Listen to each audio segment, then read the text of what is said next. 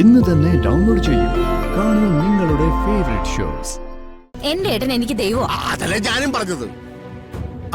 മനുവിനെ വലിയ പ്രശ്നത്തിൽ നിന്ന് രക്ഷിച്ചുകൊണ്ട് പ്രത്യേകിച്ചു.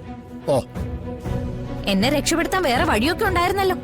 പക്ഷേ അത് മുടക്കിയതും ഹരിയേട്ടന്റെ കാര്യങ്ങൾ പറഞ്ഞ. നിന്റെ കാര്യം പറഞ്ഞ ഒന്ന് മതിയാക്ക് ജ്യോതി. ഹരി അർഹതയില്ലാത്തതൊന്നിനും കൈ നീട്ടിയിട്ടില്ല ആരുടെ ഇതുവരെ.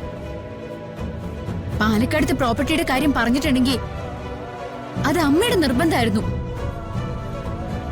ഞങ്ങൾ ആരും അമ്മയോട് ആവശ്യപ്പെട്ടതല്ല. ഞാൻ വന്നത് അമ്മയെ കൂട്ടിക്കൊണ്ട് പോവാനാ. അമ്മയെ വിളിച്ചേ. ജ്യോതി,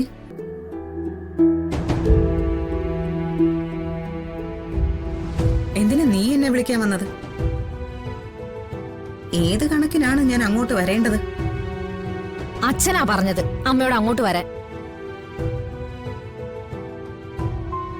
അമ്മ എന്തിനാ ഇവരുടെയൊക്കെ താളത്തിന് തുള്ളുന്നേ? എന്തായാലും ബർത്ത്ഡേ നടക്കുന്നത് സ്വന്തം മോന്റെ അല്ലേ. അച്ഛൻ എന്നോട് പറയാൻ പറഞ്ഞു, ഞാൻ പറഞ്ഞു. ഇനി വരുന്നത് വരാതിരിക്കുന്നതും അമ്മയുടെ ഇഷ്ടം. അല്ലേലും നിത്യേച്ചി അമ്മയെ വിടില്ല എന്നൊക്കെ എനിക്കറിയാം. ജ്യോതി,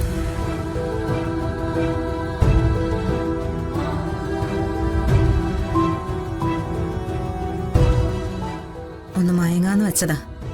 നന്നായിട്ട് ഉറങ്ങിപ്പോയി. അവള് വല്ലതും പറഞ്ഞോ മോളെ? അമ്മയെ ഞങ്ങൾ പിടിച്ചു വെച്ചിരിക്കുന്നെന്നാ പറഞ്ഞത്. ബർത്ത്ഡേയില് അമ്മ പങ്കെടുക്കുന്നത് തടയാൻ വേണ്ടി. രഘുവേട്ടനാണ് അത്ര വിളിച്ചത്. ബർത്ത്ഡേ ആകുമ്പോ എന്തെങ്കിലും എന്റർടൈൻമെന്റ് വേണ്ടേ? അമ്മയെ കളിയാക്കുന്നതും ഒരു എന്റർടൈൻമെന്റ് ആണല്ലോ. എന്തായാലും സുജാത അവിടെ വരുന്ന ചെല്ല്.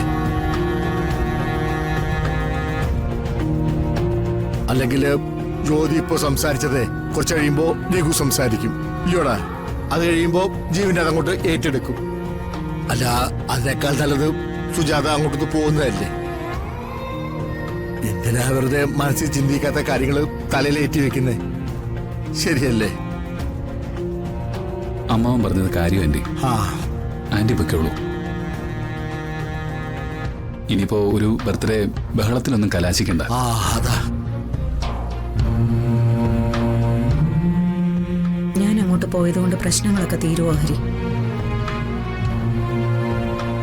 രഘുവേട്ടൻ പ്ലാൻ ചെയ്തിരിക്കുന്ന ഈ പാർട്ടി തീരുന്നത് വരെ എനിക്ക് ടെൻഷനാ. അതിനിടയിൽ ഇവിടെ എന്തൊക്കെ സംഭവിക്കുമെന്ന് എനിക്കറിയില്ല. അമ്മച്ചല്ല, എന്നെ തടഞ്ഞു എന്നുള്ള ദുഷ്പേര് നിങ്ങൾക്ക് വരാതിരിക്കാൻ ഞാൻ പോണം.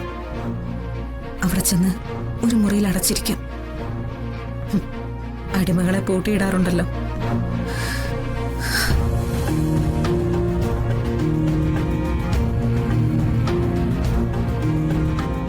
പാവം എന്നോട് പോകില്ലാന്ന് പലവട്ടം പറഞ്ഞതാ. നമുക്ക് നിർബന്ധിക്കേണ്ടി വന്നല്ലോടാ. ജ്യോതിക്ക് വല്ലാതെ മാറി.